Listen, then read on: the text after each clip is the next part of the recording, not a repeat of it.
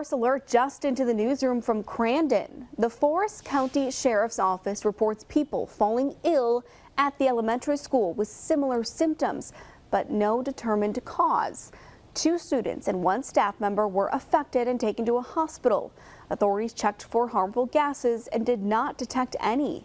Canines did not find any illegal substances. On the middle high school side of the building, another student and 4 more staff members became ill, as did 2 EMS workers helping transport the patients. Oneida County Hazmat has been called in to help.